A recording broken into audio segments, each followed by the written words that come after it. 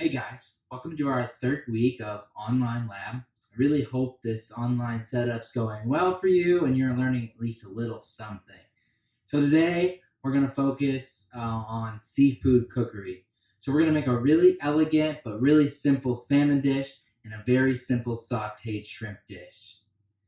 I know buying seafood to cook at home can sort of be a daunting task, especially me, a kid from the Midwest.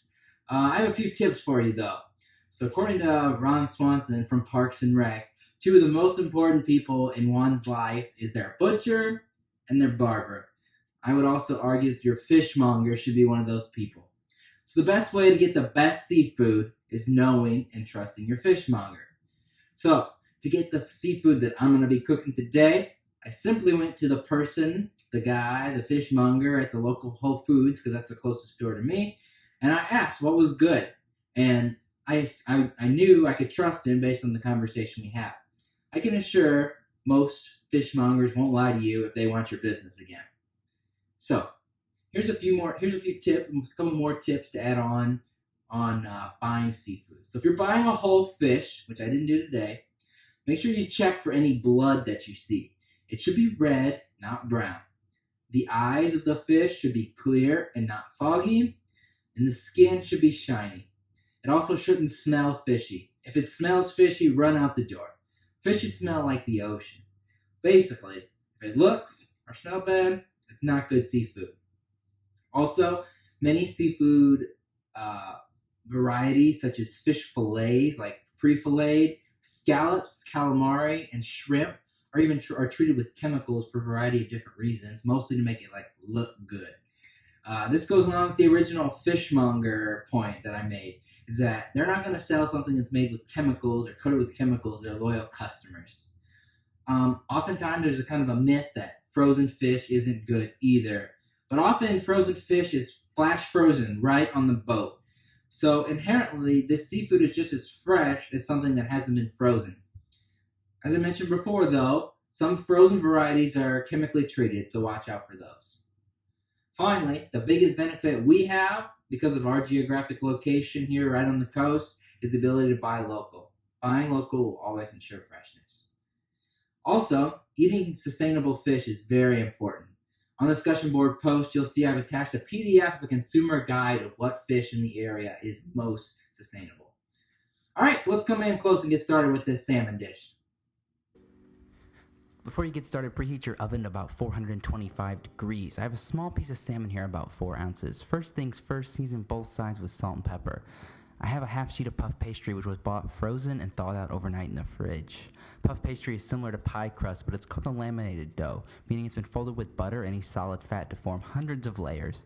When the fat melts, steam is released, and that's what causes it to puff. It's really a versatile ingredient. I place the salmon skin side up, otherwise known as presentation side down. I then top it with spinach cream cheese mixture I made earlier. This part of the dish really makes the dish. I really just wanted to eat this mixture because it was so good, and that recipe for the mixture is posted online. After topping with the spinach mixture, I go ahead and fold the puff pastry like a little package. Then I crimp a bit to seal the whole thing up. In hindsight, I would have brushed the internal edges with egg wash to sort of make a glue to hold the thing together. Next, I flip it, presentation side up, and place it on the sheet tray. After tucking in the sides a little bit, I brush it with egg wash. Brushing it with egg wash helps in the browning process. Also, if you don't have a pastry brush, a crumpled up paper towel works pretty good too. Finally, I score the top with a very sharp knife for 2 reasons. 1, to let internal steam from the salmon cooking out, and 2, to make it look really pretty. I cut it twice to make sort of a crosshatch pattern. After scoring, it can be baked for about 20 to 25 minutes until the outside's golden brown. Alright, next for the shrimp scampi recipe. For this recipe, we'll be practicing the saute method of cooking. There are really 3 major steps in this saute. First, we'll brown the protein, add aromatics, then deglaze. Before we start sauteing, make sure to cook a portion of linguine and have it ready to go. So to begin, heat a medium-sized saute pan on high heat at about 2 ounces of oil. Next, you'll add the shrimp and season with salt and pepper. Once browned on one side, add those aromatics, which in this case is garlic and French cut shallots.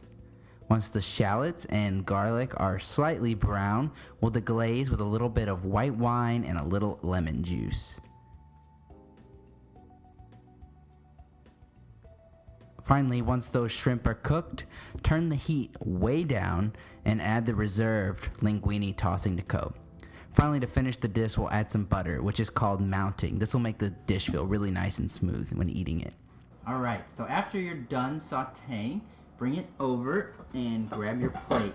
So what I like to do is kind of make a little bit of a pasta nest. So that way you can just kind of serve that, alright? You just dump that over. And then the shrimp kind of just fall right down over the top of that. Just like so. Alright, I'm going to get rid of my pan. This plate's a little small for this meal, but it's all good. Alright, so next we're going to finish it by topping it with a little bit of Parmesan cheese, like so.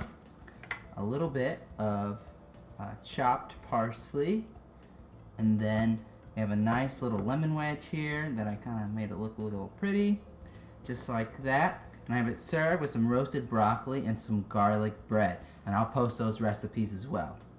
Additionally, I also made a vegetarian version. This is actually a vegan version. So all you have to do the vegan version is replace the cauliflower and the butter. So you just replace the shrimp with cauliflower and you use butter, like a vegan butter, to substitute for the same thing. So I got a little bit of vegan Parmesan here. Alright, a little bit more parsley, and another one of those nice pretty lemon wedges. Beautiful. Alright, for the sherry shallot sauce, first you're going to cook a little bit of shallots in butter, being careful not to brown them, and season with salt and pepper. Once they're cooked, go ahead and take that off the flame, add sherry and flambe. Then you'll add a little bit of flour to thicken into a roux. After that, you'll go ahead and add some heavy cream, and you'll cook that until it's nice and thick. It's called a nappe consistency. Finally, finish with a little dill, and it's all done. Alright, now we're going to pull that salmon out of the oven after it's been in there for about 25 minutes. Oh my goodness, look at how good that looks. Alright, so now next step is to plate it. So, what I have here are some crispy smashed potatoes and some French green beans. And just to finish off these potatoes, which I'll post the recipe for, I'm just going to finish with a nice little bit of fine herbs. So a little bit of parsley and a little bit of dill. Alright. And now we're going to take that sauce, that sherry shallot sauce we made. We're going to make a nice little bed for our salmon. Just like so. Alright. Don't want too much, it's very rich. Alright, and then we'll take our beautiful salmon. Just like so. We'll put a little bit of flaky sea salt right on top for color and some texture. And finally, we'll finish it with just a little bit more of those fine herbs that I just discussed. And if that doesn't look like a wonderful meal, I don't know what does.